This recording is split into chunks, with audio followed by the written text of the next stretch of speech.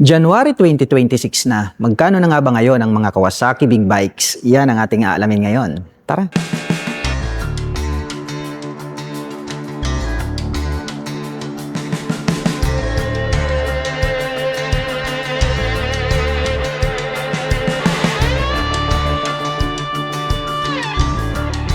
Kawasaki Z500 SE 2025 version. Mayroon po itong napakalupit na headlight design. Mayroon naman po itong glossy black na visor. Dito naman po located sa bandang itaas, ito pong kanyang mga LED na turn signals. At ito po pala ay equipped with traditional telescopic fork para po dito sa kanyang front suspension. At ito po ay gumagamit ng single rotor disc brake with 2-pot caliper na Nissin brand. At green color naman po ito pong kanyang cast wheel. At may sukat naman po ang kanyang gulong rito sa harapan na 110 by 70-17. Naka-fully digital meter panel display, naka-mechanical key ang ignition at ito po ay naka-naked handlebar. At mayroon naman po itong 14 liters na fuel tank capacity. Sporty looks naman po ang dating nito pong kanyang upuan. Black color naman po ito pong kanyang seat cover. At mayroon naman po itong 6-speed manual transmission with assist and slipper clutch. At ang big bike naman po na ito ay mayroon pong 451 cubic centimeter engine displacement to be exact. Naka 4-stroke parallel twin liquid cooled fuel injected engine. At nakakapag-provide naman po ito ng maximum power na 51.3 HP at 10,000 RPM. Habang nakakapagbigay naman po ito ng maximum torque na 42.6 Nm at 7,500 RPM. Pahaba naman po ang hugis nito pong kanyang taillight at nakapop up naman po ito pong kanyang mga turn signals. At ito po ay gumagamit ng single rotor disc brake with 2-pot caliper na Nissin brand. At green color naman po ito pong kanyang cast wheel. At ang sukat naman po ng kanyang gulong rito sa likuran, ito po ay mayroong sukat na 150 by 60-17. Meron po itong single exhaust at naka monoshock absorber naman po ang kanyang rear suspension. At ang presyo naman po ng Kawasaki Z500 SE 2025 version ay nagkakahalaga po ito ng 359,100 pesos. At kung balak mo naman pong kumuha ng hulugan ay kailangan mo lang pong mag-down payment ng 134,176 pesos. Kawasaki Z900 standard version. Mayroon po itong napakaangas na headlight design. Dito naman po sa bandang itaas located, ito pong kanyang mga LED na turn signals. Mayroon din po itong maliit na visor at mayroon po pala itong split na daytime running light dito sa magkabila. At ito po ay equipped with inverted telescopic fork para po dito sa kanyang front suspension. At ito po ay gumagamit ng dual rotor disc brake na naka-flower design with 2-pot caliper na Nissin brand. At glossy black naman po ito pong kanyang cast wheel. At ang sukat naman po ng kanyang gulong rito po sa harapan, ito po ay mayroong sukat na 120 by 70-17. Naka-fully digital meter panel display, naka-mechanical key ang ignition with immobilizer. At ito po ay naka-naked handlebar. At mayroon naman po itong 17 liters na fuel tank capacity. Napaka-porma din po nito pong kanyang upuan. Matte black color naman po ito pong kanyang seat cover. At mayroon naman po itong 6-speed manual transmission with assist and slipper clutch. At ang motor po na ito ay mayroon pong 948 cubic centimeter engine displacement. Naka-liquid cooled, inline 4-cylinder dual overhead cam fuel injection.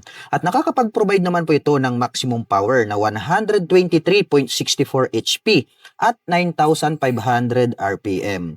Habang nakakapagbigay naman po ito ng maximum torque na 98.6 Nm at 7,700 RPM. Unique din po ang pagkakadesign nito pong kanyang taillight at dito naman po located itong kanyang mga turn signals. At ito po pala ay equipped with single rotor disc brake na flower design with single pot caliper na Nissin brand. At ito pong kanyang cast wheel is glossy black color. At ang sukat naman po ng kanyang gulong rito sa likuran, ito po ay mayroong 180 by 55-17. At mayroon naman po itong single exhaust at gumagamit naman po ito ng monoshock absorber para po dito sa kanyang rear suspension. At ang kagandahan po niyan, ito po ay adjustable. At ang presyo naman po ng Kawasaki Z900 standard version ay nagkakahalaga po ito ng 570,000 pesos. At kung balak mo naman pong kumuha ng hulugan ay kailangan mo lang pong mag-down payment ng 209,519 pesos. Kawasaki ZH2 top of the line sports naked bike. Napakabangis napakabangis po pala nito pong kanyang headlight design. Matulis po ito pong kanyang front face cover na parang nagkaroon ng pangil dito sa bandang harapan. Mayroon naman pong Kawasaki logo dito sa bandang gitna at mayroon naman po itong maliit na visor. At dito naman po located dito pong kanyang mga turn signals na LED. At ito po pala ay equipped with inverted telescopic fork para po rito sa kanyang front suspension. At ito po ay equipped with ABS or anti-lock braking system. Gumagamit po ito ng dual rotor disc brake with 2-pot caliper na Brembo. At glossy black naman po ang kulay nito pong kanyang cast wheel. At ang size naman po ng kanyang gulong rito po sa harapan, ito po ay mayroong sukat na 120 by 70-17. Naka-fully digital meter panel display, naka-mechanical key ang ignition, equipped na po yan ng immobilizer. At mayroon naman po itong 19 liters na fuel tank capacity. At bukod dyan, ang kagandahan po nito ay mayroon na po siyang cruise control. At ito po ay naka-naked handlebar. At mayroon naman po itong 6-speed manual transmission. Equipped na rin po ito ng assist and slipper clutch at mayroon na rin po siyang quick shifter. Ang astig din po nito pong kanyang upuan. Black color naman po ito pong kanyang seat cover at mayroon naman po siyang belt dito sa gitna. At ang Kawasaki ZH2 ay mayroon pong 998 cubic centimeter engine displacement. Naka 4-stroke, inline 4, dual overhead cam, liquid cooled. At nakakapag-provide naman po ito ng maximum power na 200 HP at 11,000 RPM. Habang nakakapagbigay naman po ito ng maximum torque na 137 Nm at 8,500 RPM. Unique naman po ang pagkakadesign nitong kanyang taillight. Naka-pop up naman po ito pong kanyang mga LED na turn signals. At ito po pala ay gumagamit ng single rotor disc brake with single pot caliper na Nissin brand. Glossy black naman po ang kulay nito pong kanyang cast wheel. At ang sukat naman po ng kanyang gulong rito po sa likuran, ito po ay mayroong sukat na 190 by 55-17. At mayroon naman po itong mapormang exhaust pipe at gumagamit po pala ito ng monoshock absorber para po dito sa kanyang rear suspension at ito po ay adjustable. At ang presyo naman po ng Kawasaki ZH2 ay nagkakahalaga po ito ng 923,500 pesos. At kung balak mo naman pong kumuha ng hulugan ay kailangan mo lang pong mag-down payment ng 336,767 pesos. Kawasaki Z1000R 2025 version. Napakabangis po pala nito pong kanyang headlight design dahil gumagamit po ito ng 4 na projector lights para po dito sa kanyang high beam and low beam. Naka-pop up naman po ito pong kanyang mga LED na turn signals at mayroon naman po siyang little visor dito sa bandang itaas. At ito po pala ay equipped with inverted telescopic fork para po dito sa kanyang front suspension. Showa brand naman po yan at equipped na rin po pala ito ng anti-lock braking system. Gumagamit po ito ng dual rotor disc brake with 2-pot caliper na Brembo. Black color naman po ito pong kanyang cast wheel at ang sukat naman po ng kanyang gulong rito sa harapan, ito po ay mayroong sukat na 120 by 70-17. Naka-fully digital meter panel display, naka-mechanical key ang ignition with immobilizer at ito po ay naka-naked handlebar at mayroon naman po itong 17 liters na fuel tank capacity. Mayroon naman po itong 6-speed manual transmission with assist and slipper clutch at napakaastig din po ng dating nito pong kanyang upuan. Black color naman po itong kanyang seat cover at mayroon naman po siyang belt dito sa gitna. At ang big bike po na ito ay mayroon pong 1,043 cubic centimeter engine displacement to be exact, naka-liquid cooled, inline 4-cylinder fuel injected. At nakakapag-provide naman po ito ng maximum power na 142 HP at 10,000 RPM. Habang nakakapagbigay naman po ito ng maximum torque na 111 Nm at 7,300 RPM. Attractive po ang pagkakadesign nitong kanyang taillight. Naka-pop up naman po ito pong kanyang mga LED na turn signals. At ito po ay equipped with single rotor disc brake. Black color naman po ito pong kanyang cast wheel at ang sukat naman po nito pong kanyang gulong rito sa likuran, ito po ay mayroong sukat na 190 by 50-17 at mayroon naman po itong dual exhaust dito sa kanan. Mayroon din po itong dual exhaust dito sa kaliwa at gumagamit naman po ito ng monoshock absorber para po dito sa kanyang rear suspension. At ang presyo po ng Kawasaki Z1000R ay nagkakahalaga po ito ng 725,500 pesos. At kung balak mo naman pong kumuha ng hulugan ay kailangan mo lang pong mag-down payment ng 266,951 pesos. Kawasaki Ninja ZX4RR 2025 version na po ito. Grabe, napakabangis po nito pong kanyang headlight design. Meron naman po itong clear na windshield at dito po nakaposisyon sa bandang bandang harapan, ito pong kanyang mga side mirrors. At nandirito naman po sa bandang ibaba, ito pong kanyang mga turn signals. At ito po ay equipped with inverted telescopic fork para naman po rito sa kanyang front suspension. Gumagamit po ito ng dual rotor disc brake with 2-pot caliper. Glossy black naman po ito pong kanyang cast wheel.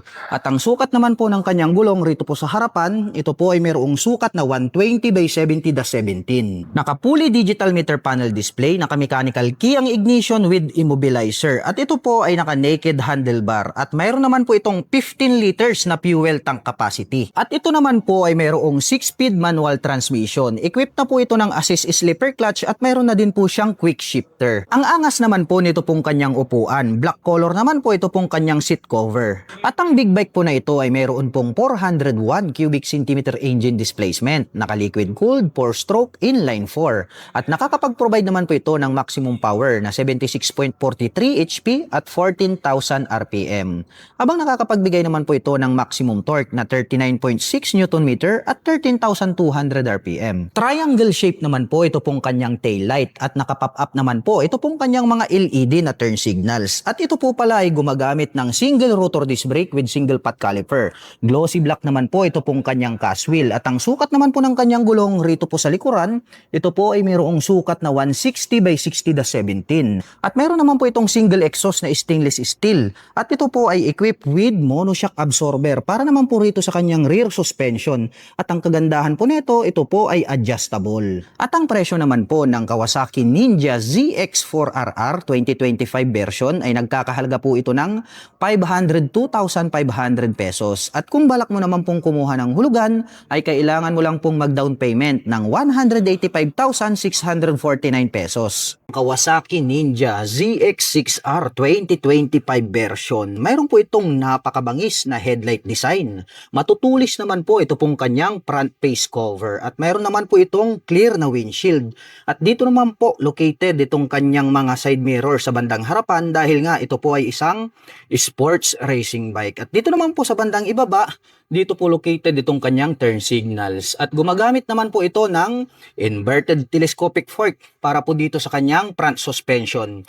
Showa brand po iyan. At meron naman po itong dual rotor disc brake with 2-pot caliper na Nissin brand. Glossy black naman po ito pong kanyang cast wheel. At ang sukat naman po ng kanyang gulong rito sa harapan ay meron po itong sukat na 120 by 70/17. Naka-fully digital meter panel display, naka-mechanical key ang ignition with immobilizer. At adjustable po pala ito pong kanyang front suspension na Showa brand. At ito naman po ay naka-naked handlebar. At mayroon naman po itong 17 liters na fuel tank capacity. At mayroon naman po itong 6-speed manual transmission with assist in slipper clutch at mayroon na rin po itong quick shifter. Ang ganda rin po nito pong kanyang upuan. Black color naman po ito pong kanyang seat cover. At ang big bike po na ito ay mayroon pong 636 cubic centimeter engine displacement. Naka 4-stroke, inline 4, dual overhead cam, liquid cooled. At nakakapag-provide naman po ito ng maximum power na 122.3 HP at 13,000 RPM. Habang nakakapagbigay naman po ito ng maximum torque na 68 Nm at 11,000 RPM. Triangle shape naman po ito pong kanyang tail light. Naka-pop up naman po ito pong kanyang mga LED na turn signals. At ito po ay equipped with single rotor disc brake with single pot caliper na Nissin brand. Glossy black naman po ang kulay nito pong kanyang cast wheel. At ang size naman po ng kanyang gulong rito po sa likuran, ito po ay may sukat na 180 by 55/17. At mayroon naman po itong single exhaust. At pagdating naman po rito po sa kanyang rear suspension, ito po ay gumagamit ng monoshock absorber with canister at yan po ay adjustable. Diecast naman po na napakatik, ito pong kanyang swing arm. At ang presyo po ng Kawasaki Ninja ZX6R 2025 version ay nagkakahalaga po ito ng 710,500 pesos. At kung balak mo naman pong kumuha ng hulugan, ay kailangan mo lang pong mag-down payment ng 260,310 pesos. Kawasaki Versys 650 2025 version na po ito. Napakabangis po pala talaga nito pong kanyang headlight design. Nagkaroon pa pala siya rito ng windlet at mga pangil. Kaya talagang mas malupit yung kanyang dating. Nakapop up naman po ito pong kanyang mga turn signals. LED na po lahat ng kanyang ginagamit para po dito sa kanyang lighting system. Gumagamit naman po ito ng inverted telescopic fork, naka-dual rotor disc brake dito sa harapan, along with 2-pot caliper na Nissin brand. At ito po ay naka-cast wheel na black color. At ang sukat naman po ng kanyang gulong rito po sa harapan, ito po ay mayroong sukat na 120 by 70-17. Naka-fully digital meter panel display, meron po itong 2-button selector dito sa bandang ibaba. At gumagamit naman po ito ng mechanical key dito po sa kanyang ignition. At ito po ay naka-naked handlebar. Papunta naman po tayo rito sa kanyang mga button selectors. Meron po tayo ritong passing light, high beam and low beam, turn signal selector, horn at ang kanyang hazard. At meron pa tayo ritong additional na button selector. Habang dito naman po sa kabila, meron po tayo ritong engine kill switch at electric starter. At ito naman pong kanyang mga brake levers is chrome color at ang kagandahan po niyan, ito po ay adjustable. At ito pong kanyang fuel tank is napaka-flawless ng kanyang dating, glossy black color. At ito naman po ay mayroong fuel tank capacity na 21 liters. Ito po palang Kawasaki Versys ay mayroon po itong 649 cubic centimeter engine displacement. Naka-parallel twin, dual overhead cam, 4-stroke with 4 valve per cylinder. At nakakapag-provide naman po ito ng maximum power na 69.3 HP at 8,500 RPM. Habang nakakapagbigay naman po ito ng maximum torque na 61 Nm at 7,000 RPM. At mayroon naman po itong 6-speed manual transmission. At ito naman pong kanyang upuan is matte black color po siya. Dumako naman po tayo rito sa bandang likuran. Silipin natin ito pong kanyang taillight. Wow! Very aggressive din, no, yung pagkakadesign itong kanyang taillight. LED na po yan at nakapop up naman po ito pong kanyang mga turn signals. Naka single rotor disc brake with single pot caliper na Nissin brand. At ang sukat naman po ng kanyang gulong rito sa likuran, ito po ay mayroong sukat na 160 by 60-17. At pagdating naman po dito po sa kanyang rear suspension, ito po pala ay equipped with single-sided monoshock absorber. Yung coil spring na ginamit is glossy black at makikita natin na mayroon ata ritong canister. So ibig sabihin ito po ay adjustable. At ito pong kanyang exhaust pipe, grabe no, almost hide, talagang napaka-porma nito pong kanyang exhaust pipe. Stainless steel po yan at mayroon po itong single exhaust.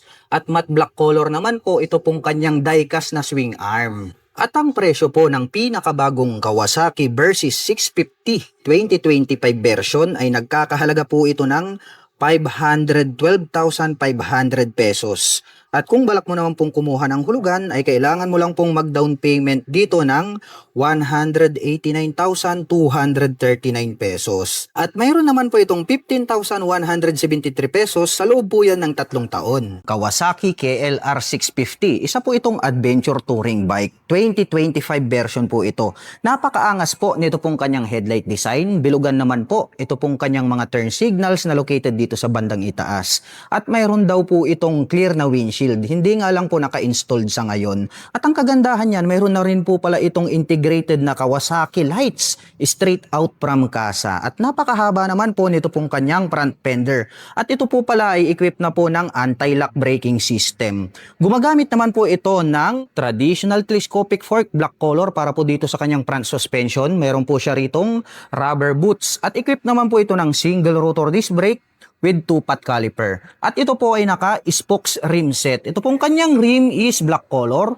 At ang sukat naman po ng kanyang gulong rito po sa harapan ay may sukat na 90 by 90-21. At ito po ay naka-dual purpose pattern tires dahil nga po ito ay isang adventure touring bike. Naka-fully digital meter panel display, naka-mechanical key ang ignition at ito po ay naka-naked handlebar. At bukod dyan, ang kagandahan po nito ay meron na po siyang USB power outlet dito sa kanan at mayroon naman po siyang USB charging port dito po sa kaliwa. At mayroon naman po itong 6.1 gallon na fuel tank capacity. Mayroon po itong 5-speed manual transmission at ang lapad po pala nitong kanyang upuan. Matte black color naman po ang kanyang seat cover. At mayroon na rin po pala itong engine guard at crash guard. At mayroon na din po itong hand guard. At ang kagandahan po nito pong kanilang pinakabagong Kawasaki KLR 650 2025 model ay naka-fully set up na po pala ito dahil mayroon na po siyang built-in na side box. Kawasaki po yan, combination po ng black at silver color. At mayroon na din po siyang built built-in na rear carrier. Top box na lang po ang kulang. At ang adventure bike po na ito ay mayroon pong 652 cubic centimeter engine displacement.